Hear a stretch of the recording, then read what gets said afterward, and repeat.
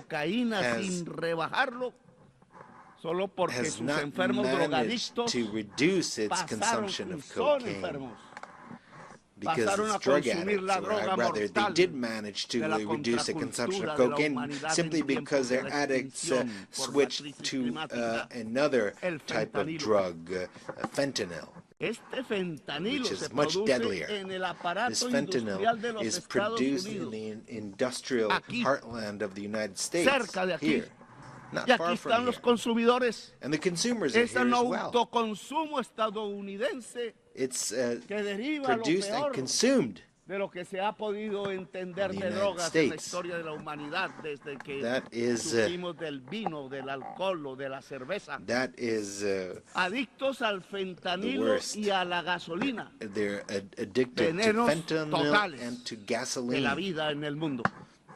The two main poisons of life in the world. And gasoline is even worse than Solo los pueblos negros de aquí, only the black-skinned people here, those who are ancestral here, that were thousands of years, las mujeres que no quieren ver morir en masa a sus hijos, women who don't want to see their children die of any color of their skin.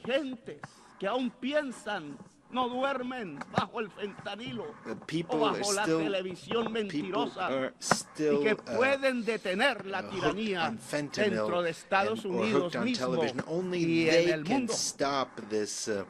Los ciudadanos que salen a las calles en California, en Nueva York, en Filadelfia, donde se tocó la campana de la libertad, a pesar de los ejércitos que manda Trump contra su propio pueblo para amedrentarlo a los estados de las ciudadanías libres, en los mismos estados que dejan de estar unidos hoy ante la tiranía. De mal en peor, el presidente de los Estados Unidos no ve que han caído asesinados 1 millón de latinoamericanos entre sí mismos, el mayor porcentaje de ellos compuesto por colombianos. Y otro millón morirá de norteamericanos por el fentanilo en 10 años. La cocaína mataba por venenos que le mezclaban 3,000 personas al año en este país. Hoy el fentanilo mata 100,000. 33 veces más. Mejoró Estados Unidos con 50 años de una política absurda, o empeoró y está conduciendo a su sociedad a la muerte dantesca de la droga que mata el cerebro y el pulmón. En esa mortandad de la humanidad, Trump no solo deja que caigan misiles contra los jóvenes en el Caribe, no solo encarcela y encadena migrantes, sino que permite que lancen misiles contra niños, jóvenes, mujeres y viejos en Gaza. Se hace cómplice del genocidio porque es genocidio y hay que gritarlo una y otra vez. Este recinto es testigo mudo y cómplice de un genocidio en el mundo de hoy, cuando creíamos que era solo propiedad de Hitler. Trump no habla de democracia, no habla de crisis climática, no habla de vida, solo amenaza y mata y deja matar a decenas de miles. En cambio, en mi gobierno, en Colombia, no hemos aumentado la tasa de homicidio. We in Colombia have Tenemos not la tasa de increased desempleo más baja the del rate of siglo killings. del We have país. the lowest Tenemos la tasa de unemployment pobreza rate más in the baja country del of the siglo century. We en have nuestras estadísticas. E impulsamos nuestra agricultura 10% anual real y nuestra industria al 5% anual. Y llegaron turistas como nunca por millones a mirar nuestra enorme belleza, el país de la belleza y de la diversidad natural y humana y cultural. Y buscamos paz hablando con narcos y rebeldes. No me da pena hablar siempre para salvar vidas, poniendo por principio la erradicación total de las economías ilícitas y la erradicación de los cultivos de hoja de coca por voluntad misma de los campesinos que están cansados de la violencia. No nos dejamos sobornar de los narcos, como sí sucedió en gobiernos pasados de Colombia. Y ya llevamos 25,000 hectáreas erradicadas voluntariamente. Tenemos éxito en nuestra política nueva, que no es de drogas, It's not an anti-drug policy, but an anti-drug traffickers policy. That is something different. And we're grateful to the countries that have helped us, such as Qatar, Cuba, Mexico, Vatican, Norway, Brazil, and Venezuela. No le agradecemos a los que nos quieren llevar a la guerra entre nosotros mismos. We don't want to thank those who want to sow Escuchen, war señoras between y us. señores del mundo. América Latina no es solo coca o terroristas o narcotraficantes. América Latina tiene potencialmente 1.400 gigas de capacidad anual de energía eléctrica limpia, basada en el agua, el viento y el sol. Estados Unidos en el norte, aquí, demanda todos los años 1.200 gigas de energía. The United States que hoy has a son en un huge demand for 70% energy, fósiles, and 70% of it is filled by fossil fuels, in other words, based on carbon. América Latina, gas. si desarrolla su potencial de energía limpia, Latin America is podrá developing limpiar its toda la matriz de energía fósil de los energy, Estados Unidos. Oigan eso. And we can falta el dinero. The Y se entire produciría demand of el the mayor United States for aporte a la energy. What superación de la is crisis necessary climática, is hoy investment, casi sin and we pasos would make the adelante. biggest contribution Entre el to fighting potencial de climate energía change. limpia y la enorme esponja Given the huge potential absorbente de la for selva clean energy amazónica, and América Latina sería la capacity to vanguardia humana absorb que podría dar by el primer paso cierto y the Amazon. contundente para salvar la vida del planeta y a la humanidad toda. Solo se necesitan 600,000 millones de dólares All that is necessary is para desarrollar su $600 potencial. to develop this Lo mismo potential. puede hacer África con Europa. Africa and Europe can La do the suma same. de este aspecto de descarbonización fundamental nos daría 1.200.000 millones de dólares o 1.200.000.000.000, como se habla en inglés. With over $1 trillion, Estos dineros $1.3 ya trillion. Están en las arcas guardados en This Estados is money Unidos, that is already Europa, in the China. treasuries of Pero no United se mueve States, ni un Europe, dólar. and China, but not a No es dollar rentable. is O peor aún, spent puede ser because muy it's not rentable en profitable. términos de vida humana, Or rather, it might be incluida profitable la in terms of vida human en life, Estados Unidos, including Europa y life China. in the United States, Pero no in quieren Europe and China. However, interdepender they de don't América Latina want y to África. depend Saben on que unir la energía Latin limpia de America and América Africa. They Latina know y that África to bring a las together the clean economías energy of fósiles del Africa norte and no Latin solo America descarboniza el planeta, would not only salva del colapso decarbonize the climático, planet, save it sino from que the también climate cambia el collapse, but it poder would mundial, also el change que the aquí a global veces habla, power, pero habla todos los días which- es con bombas y no con palabras. which is discussed here, Lo but vuelve that power is La is descarbonización spoken in terms of vuelve al bombs. poder una democracia global But y cambia las this relaciones would de truly create a producción porque global aparece democracy primero and change la the means vida of y la production because humanidad life como and humanity would become prioridad the sobre la priorities, and they would La codicia es el would veneno de la vida. they would Es edge una out greed. contradicción Greed is the antagónica, poison como of dijera life. alguna vez Mao, pero no pensando en patrones y obreros, sino And entre la codicia Mao y spoke la of vida this. misma del planeta Tierra.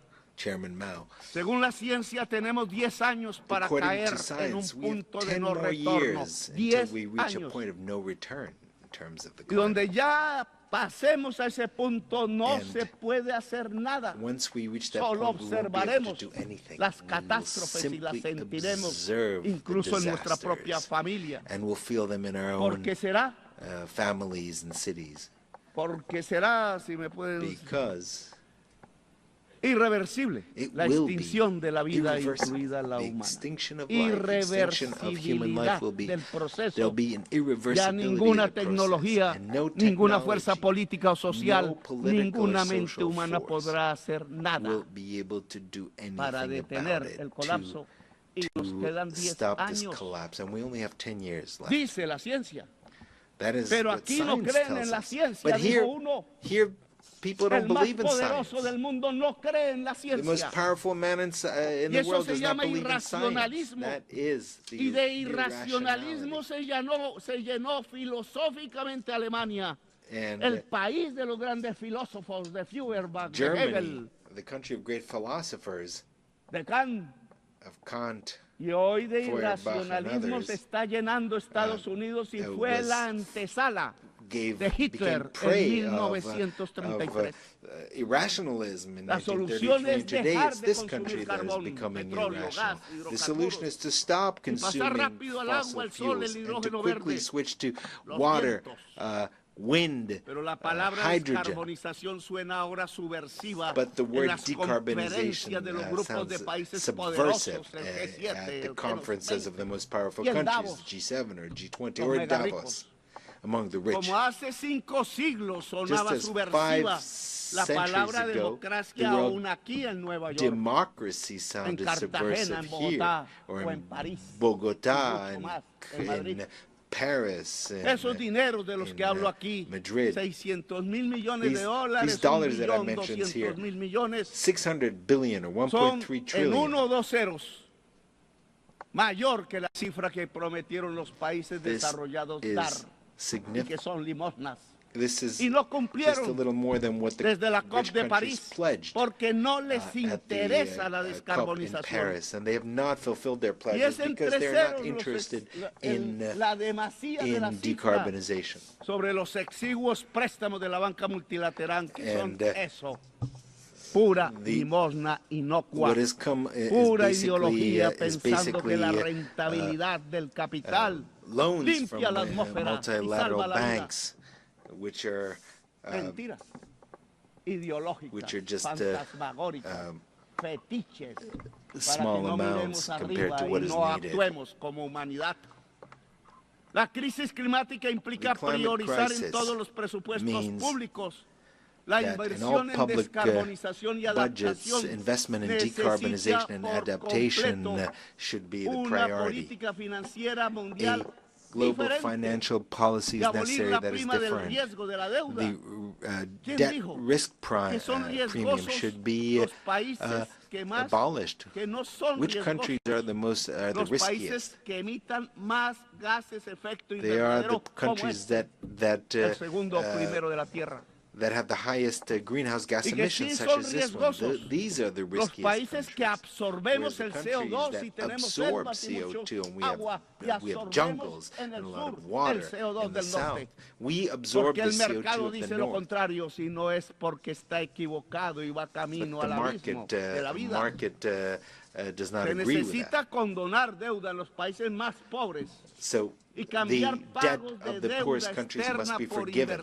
There should be swaps, debt swaps for adaptation and mitigation and investment in the climate crisis. So, people from the United States and those from Wall Street, from London, you want to collect the interest payments from the debt of our countries. What you will find eventually is cemeteries, because we'll all be dead. The money will be useless in the midst of all the cemeteries.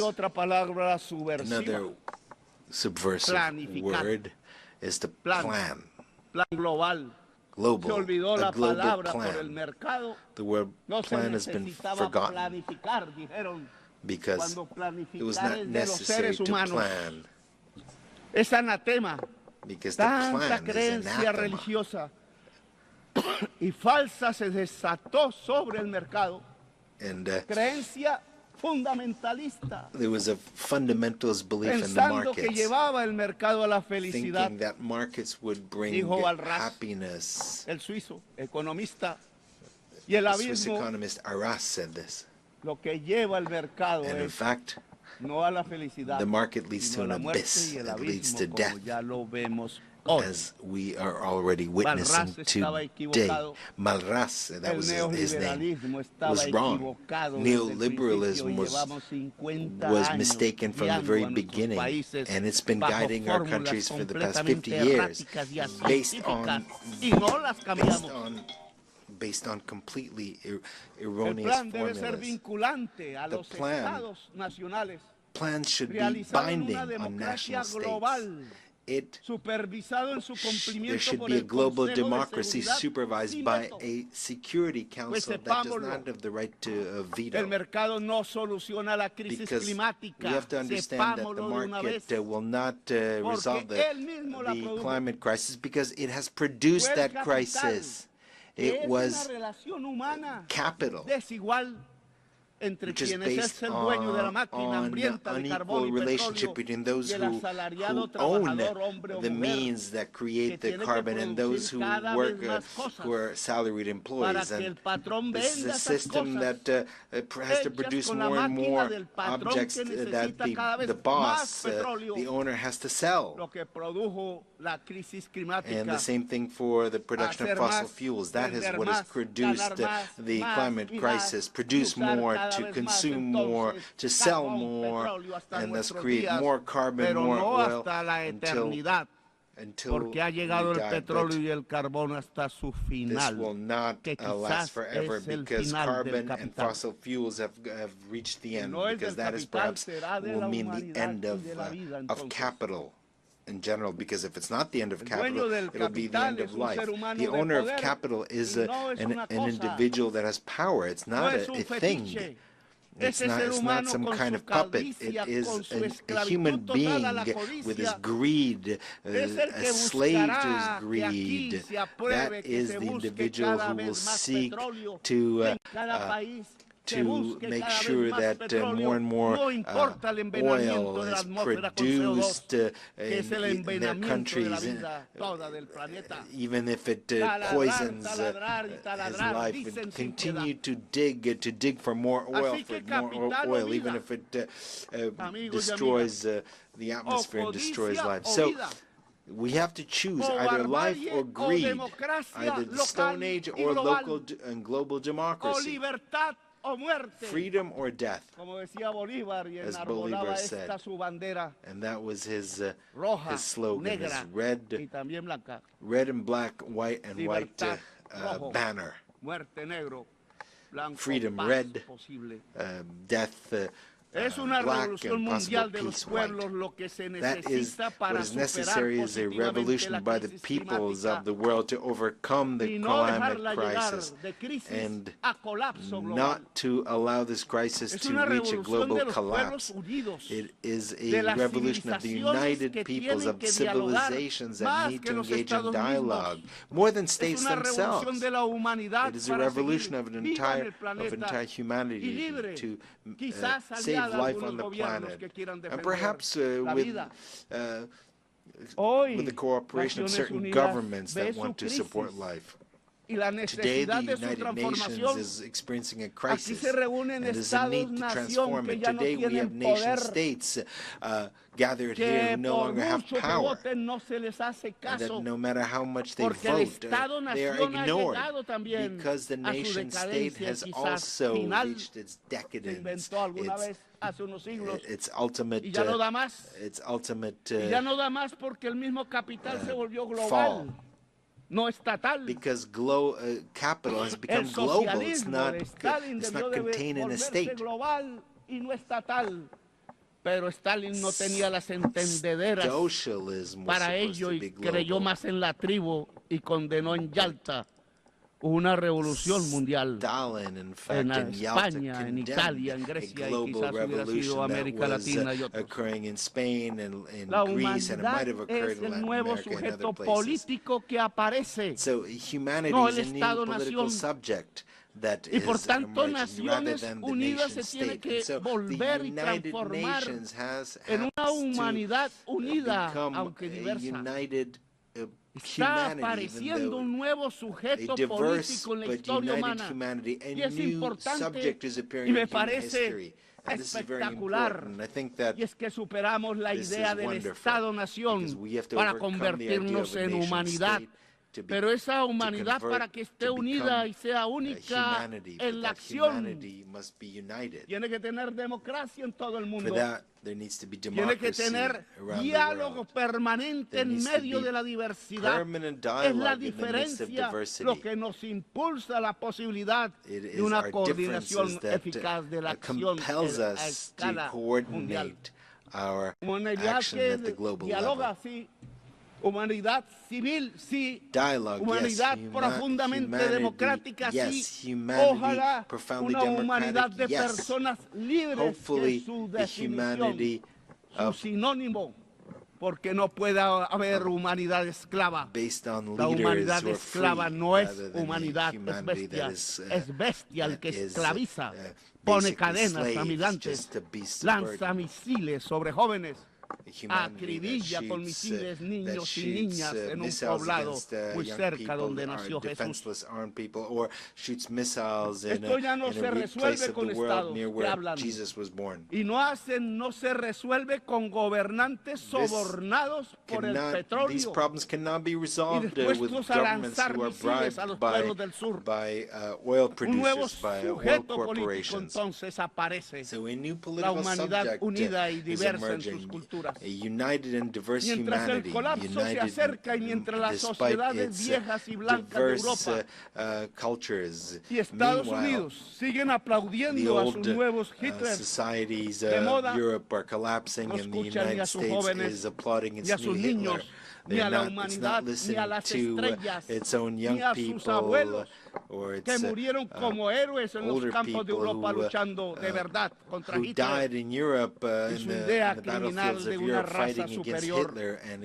Hoy hacen lo mismo que Hitler. Construyen campos de concentración para migrantes y aplauden las mayorías electorales y dicen que son de una raza inferior los migrantes.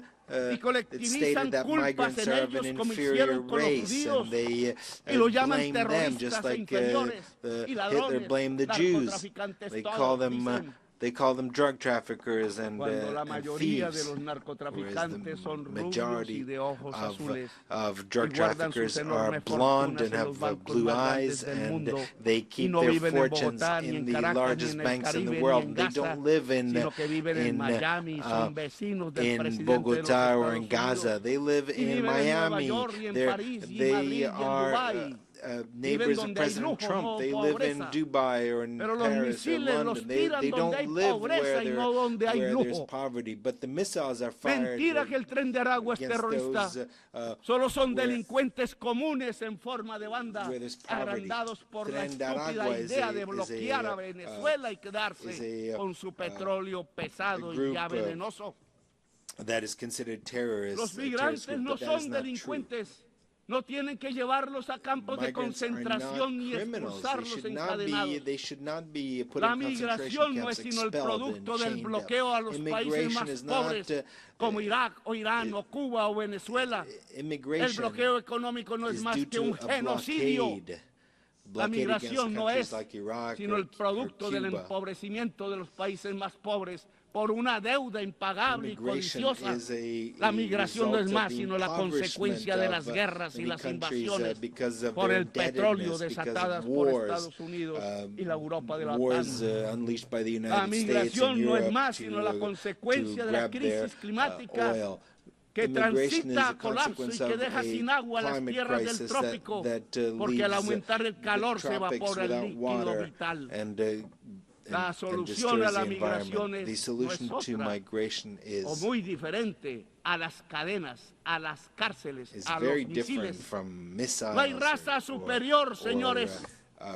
No hay pueblo elegido de Dios. No lo es ni Estados Unidos ni Israel. Ignorantes fundamentalistas de extrema derecha piensan así. El pueblo elegido de Dios es la humanidad toda. All of humanity is made in God's image. They use immigration as a scapegoat to do nothing against the climate crisis, which will put an end to life. They use immigration to get the votes of the whites, but what is necessary is to put an end to the consumption of CO2 and oil, and stop drilling and drilling and drilling for oil. We need a different world, a humane world. And first and foremost, we need to stop the genocide in Gaza.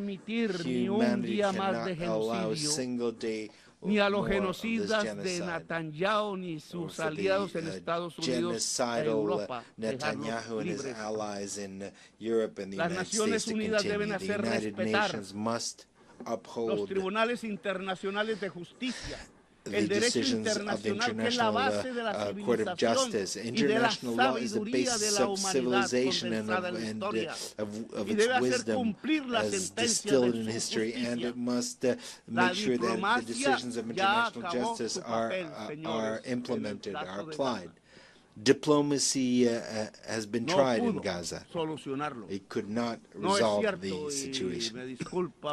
I'm sorry, I'm sorry, President Macron. We can keep insisting and insisting when every single day, every single minute, a missile is fired and destroys the bodies of babies and children in the Arab state of Palestine. Every day, there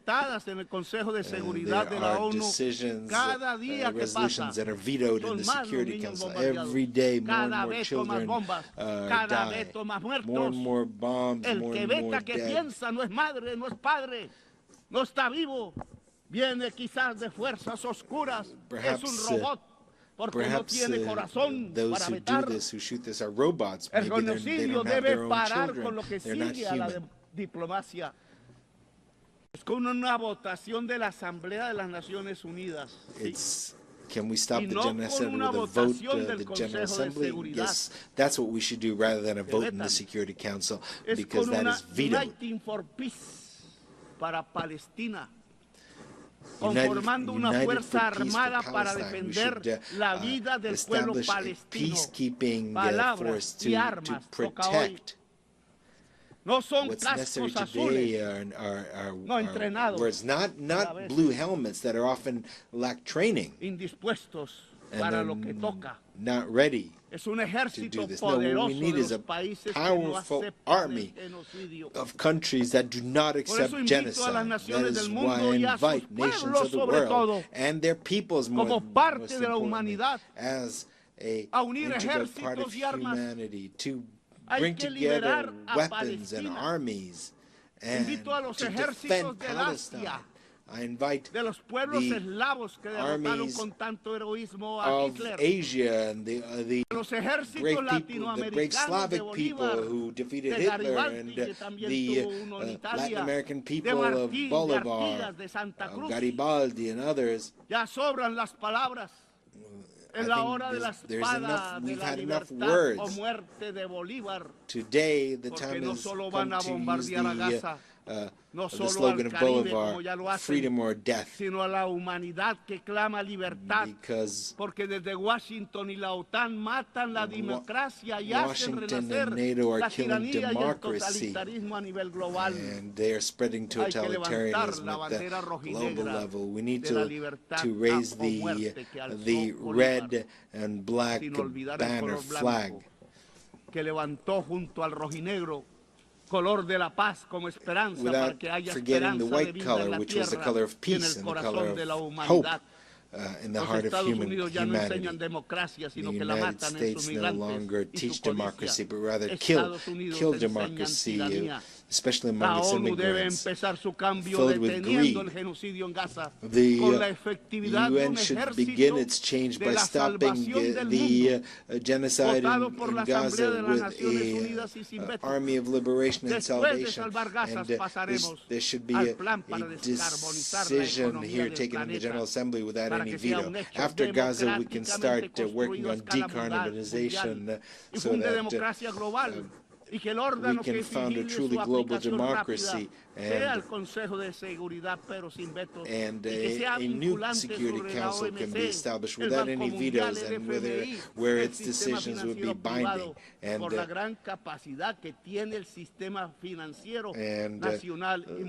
the global and national financial system should be based on decentralized capital. That is the way that humankind can regulate capital, to subordinate capital to life,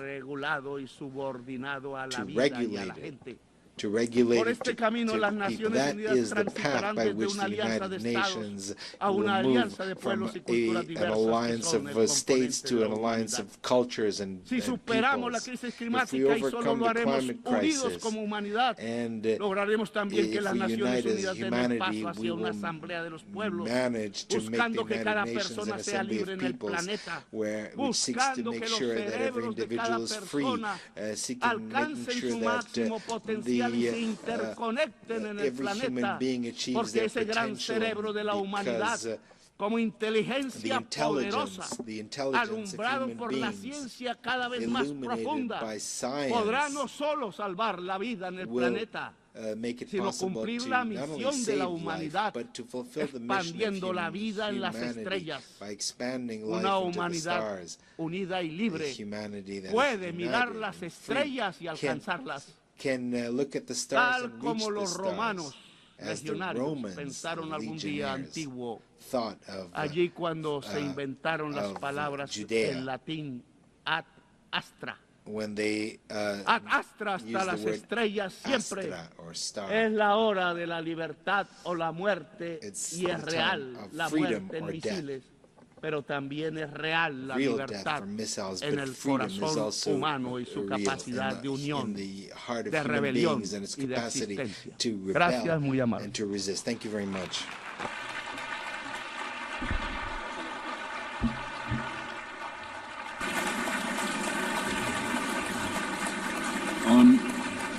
On behalf of the Assembly, I wish to thank the President of the Republic of Colombia.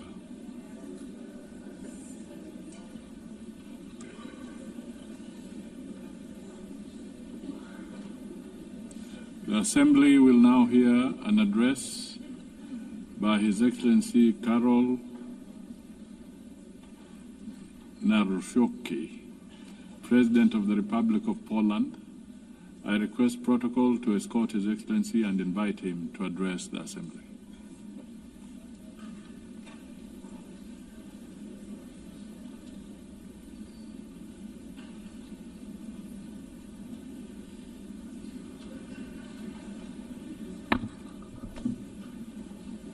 Ladies and gentlemen, Excellencies, I like and appreciate a lot English language, but I love Polish language, which epitomizes more than 1,000 years of Polish heritage, Polish culture and Polish history, so I would like to share with you Polish language. Szanowny Panie Przewodniczący, Ekscelencje, dostojni delegaci, staję w tym miejscu po raz pierwszy jako prezydent Rzeczpospolitej Polskiej. Czuję oczywiście z tego powodu wielką dumę, ale jednocześnie mam świadomość, przed jak poważnymi wyzwaniami stoimy dziś jako narodowa, międzynarodowa wspólnota. Tak w istocie jest, bowiem świat zmienił się całkowicie w ostatnich kilku latach od czasu rosyjskiej inwazji na Ukrainę. 24 lutego 2022 roku zostaliśmy brutalnie wszyscy wybudzeni z błogiego snu o świecie końca historii. Historia się nie skończyła i historia się nie skończy. Musimy mieć tego świadomość. Zostaliśmy wybudzeni z błogiego snu, w którym dążymy do powszechnego pokoju, do przestrzegania zasad prawa międzynarodowego. To są chyba słowa, które I believe these are the words which are repeated more frequently in this community. This dream, ladies and gentlemen, does no longer exist, and we often repeat the words which do not reflect reality which surrounds us, both in Central Europe, in Eastern Europe, and in many other regions of the world from which you have come.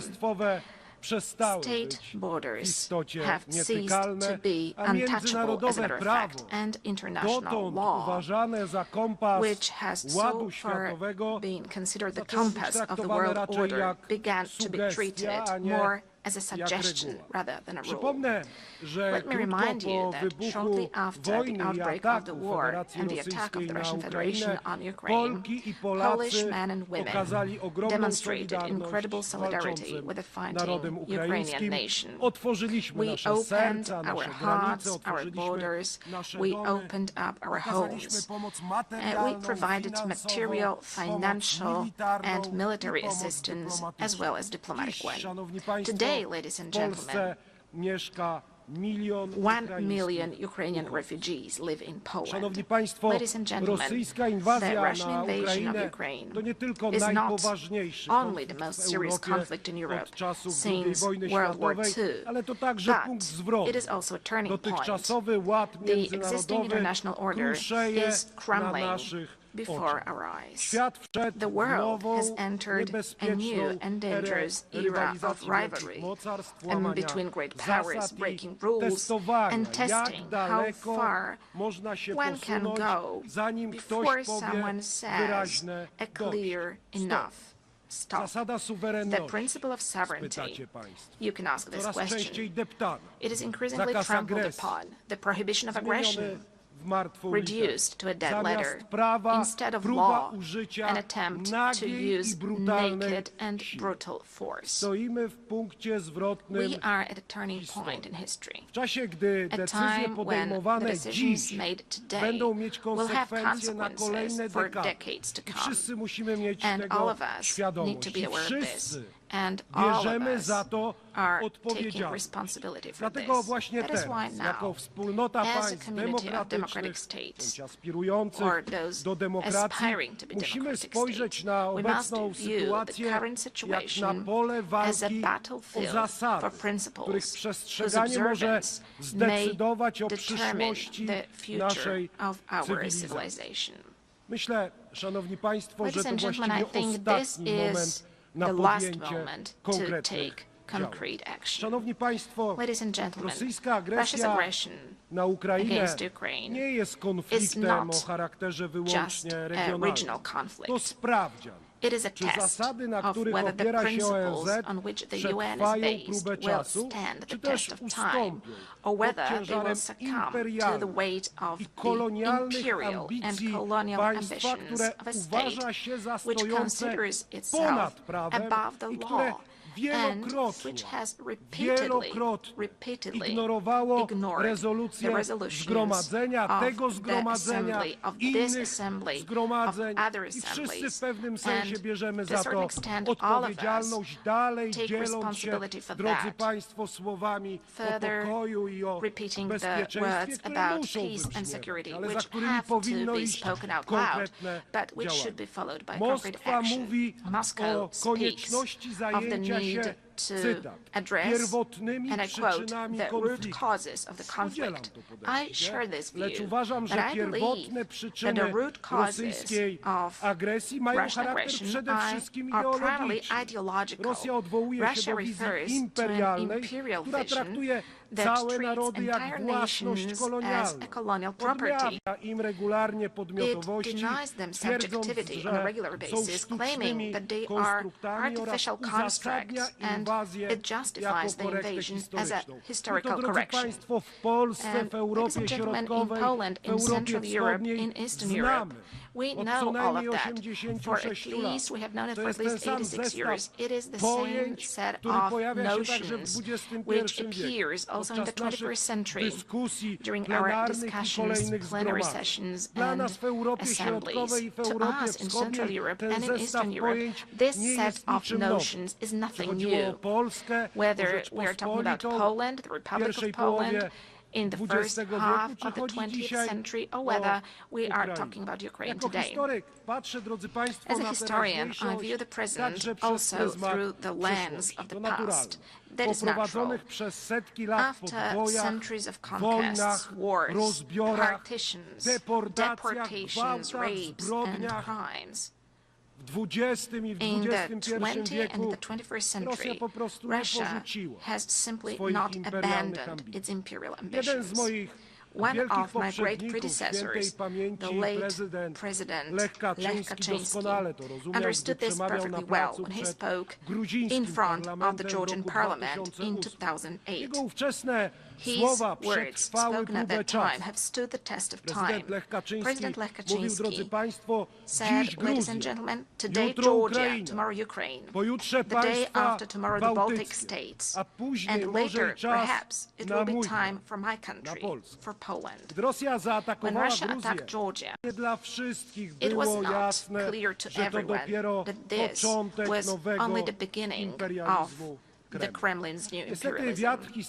Unfortunately, the wind of history, which we know and understand so well in Poland, is beginning to blow again. Once again, we are experiencing Russian imperialism also on our soil, in Poland. 2 weeks ago, on the night of September 9th to 10th, the Russian drones attacked the territory of a NATO member state. On the territory of Poland, a dozen or so drones violated my country's borders deliberately, because I assure you, ladies and gentlemen, that this was not a coincidence. It happened on orders issued in the capital of a country which is a permanent member of the Security Council. As a result, for the first time since World War II, Poland was forced to open fire on hostile objects over our territory. And rest assured, ladies and gentlemen, as Commander-in-Chief of the Armed Forces and as President of Poland, that Poland will always react adequately and it stands ready to defend its territory. Poles, ladies and gentlemen, were not scared of the Soviets in 1920, and they defended the European civilization. They defended the Soviets in 1920. Polish people and the countries of Central Europe did not give up their spirit of freedom and sovereignty for 45 years of Soviet colonialism after 1945. And Polish people, as well as countries of Central and Eastern Europe, will not be scared of Russian drones either. But, ladies and gentlemen, this is not the point. The point is, how long are we going to agree to such acts of violating our international community? And that is precisely why, ladies and gentlemen, in Poland we're allocating significant amounts to develop our defense capabilities. That is why we are building the resilience of our country, but also of our part of Europe. Since the victims of similar provocations by Russia are also the Baltic states, our friends, the Estonians, for example, as well as Romania. As a leader in the region, we are working to strengthen the close ties among the Bucharest 9 countries, and that is why we are developing cooperation within the 3 Cs initiative. As the voice of the region, we emphasize that we do not consent to Moscow's ruthless acts of provocation against us and other European nations, testing our reactions and intimidating our societies. We do not agree to that. Distinguished delegates, neo-imperial and neo-colonial Russia is attempting to destroy the architecture of international security before our eyes. It violates international law, reinforces divisions, and strives to revive the concert of powers. Many countries present in this hall today are well aware of the tragedy of borders drawn by force and decisions taken over the heads of nations. Historical experiences, often so difficult for my country, shows that lasting peace cannot be built on rewarding aggression. We cannot agree to territorial integrity and sovereignty being violated. Russia's current actions do not indicate a willingness to pursue genuine peace, declarations of dialogue, and this is something we know as well, are accompanied by military offensives and attacks on more attacks, with victims being civilians, including children. Always when Moscow says peace, what it actually means is surrender of the one who it considers its enemy. Russia needs to end the war and accept full responsibility for it. Holding Russia accountable should be our common duty. The perpetrators of all international crimes,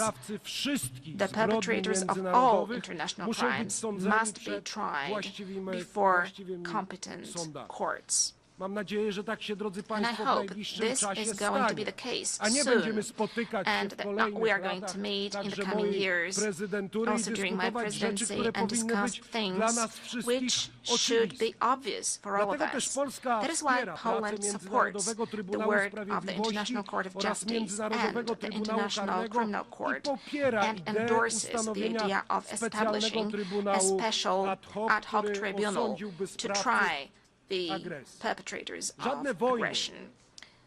For no war can be profitable for the aggressors. Wars cannot pay off to the aggressors, also in terms of economy.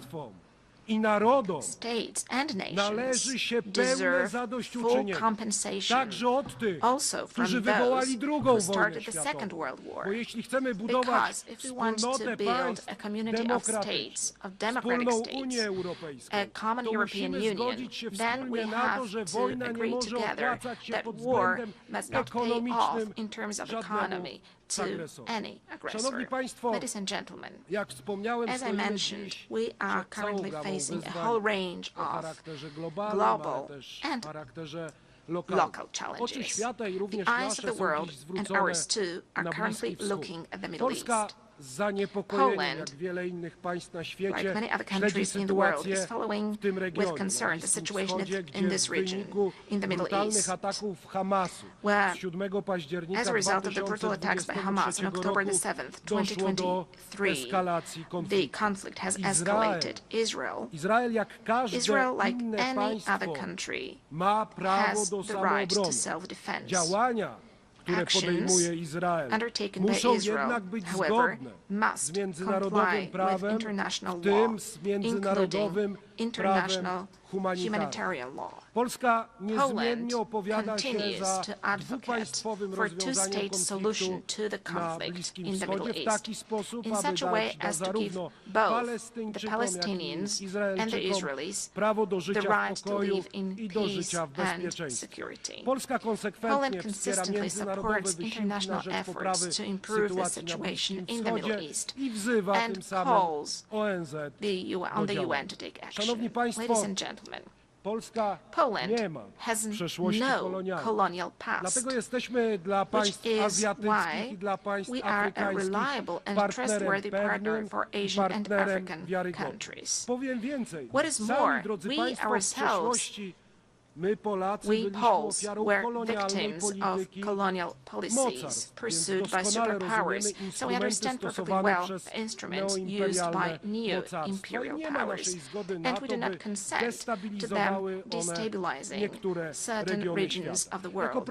As President of the Republic of Poland, I will pay particular attention to developing our cooperation with various regions of the world. I'm referring to the African continent. We can all see how the ongoing wars, conflicts, and terrorist attacks undermine the efforts of proud African nations to live and develop in safe and just conditions.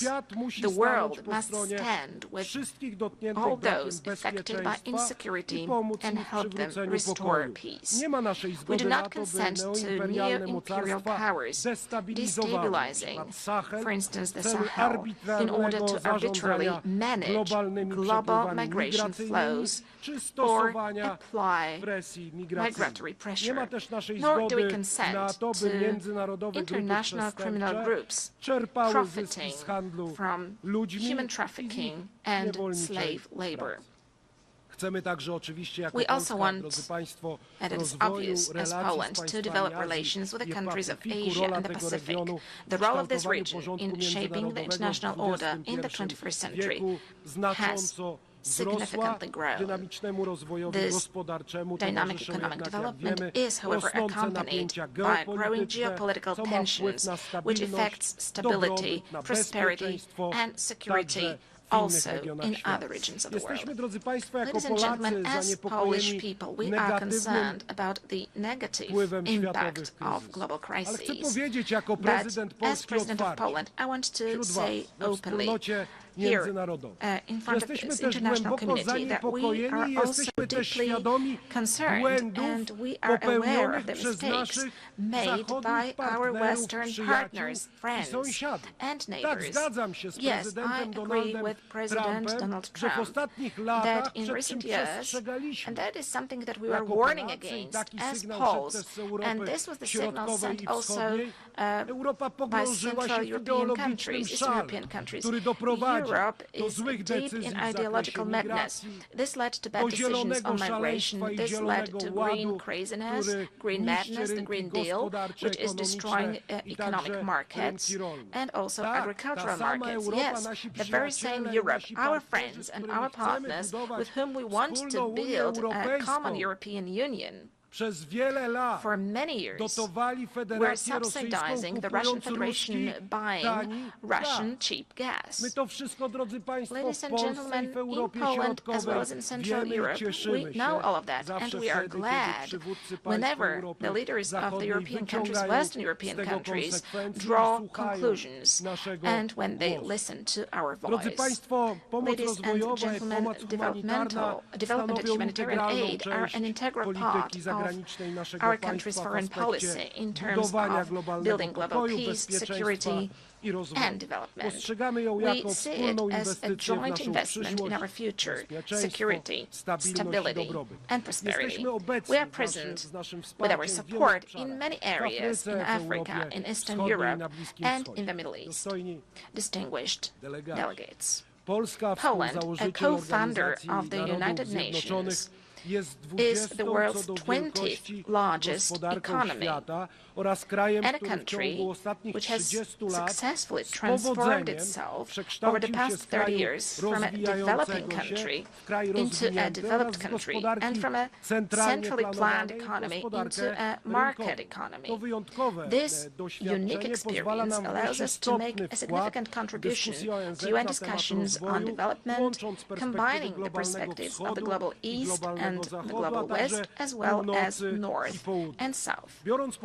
Given our potential and experience, we consistently seek to participate in the works of the G20, a format that serves as a bridge in these turbulent times. We also hope that the invitation to cooperate and to participate in the next summit of the group issued by the United States of America, for which I'm grateful to President Donald Trump, will translate into Poland's permanent presence in this community. Ladies and gentlemen, human rights are one of the three main pillars on which the United Nations system is based.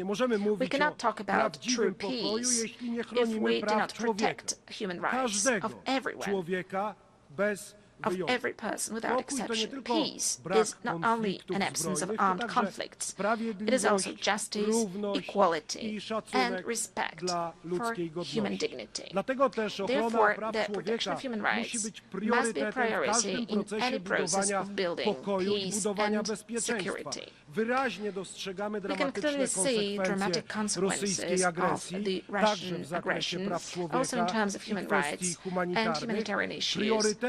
Our priority, the priority of Poland, Polish people, is also the situation of human rights in Belarus. We must firmly defend human rights also in the most fundamental dimension, I'm speaking about the right to life of the defenseless, from conception to natural death. We are protecting our families as the place of happiness, love, and bringing up children.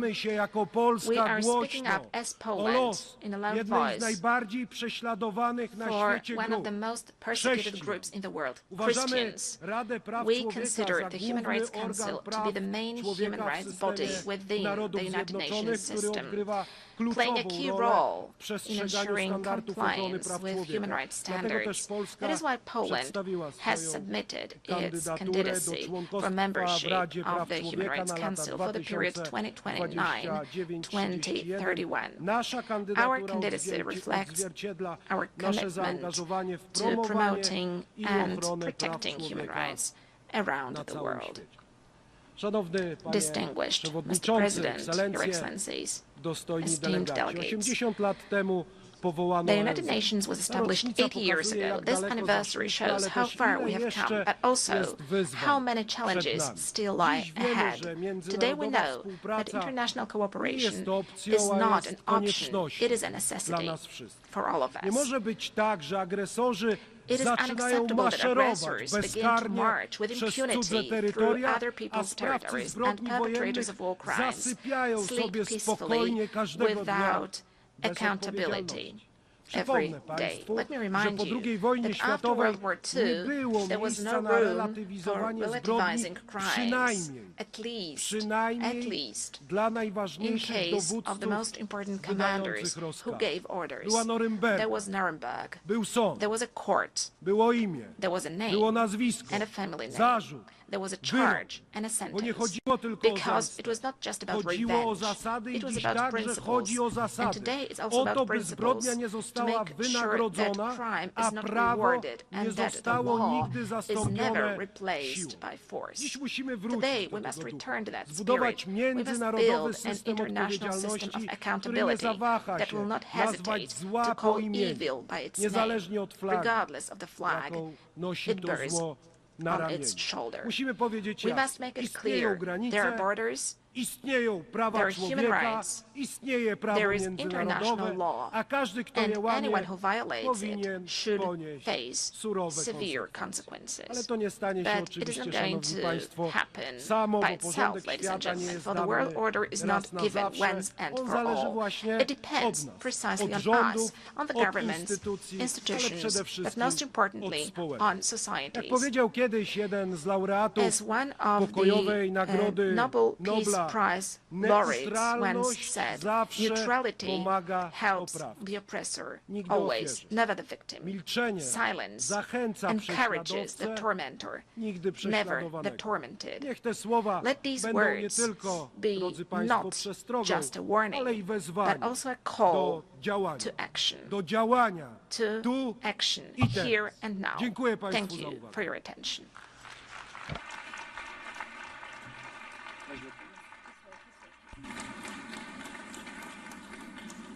On behalf of the Assembly, I wish to thank the President of the Republic of Poland.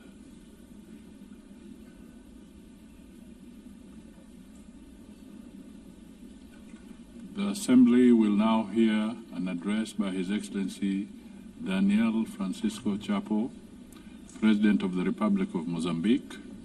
I request protocol to escort His Excellency and invite him to address the Assembly.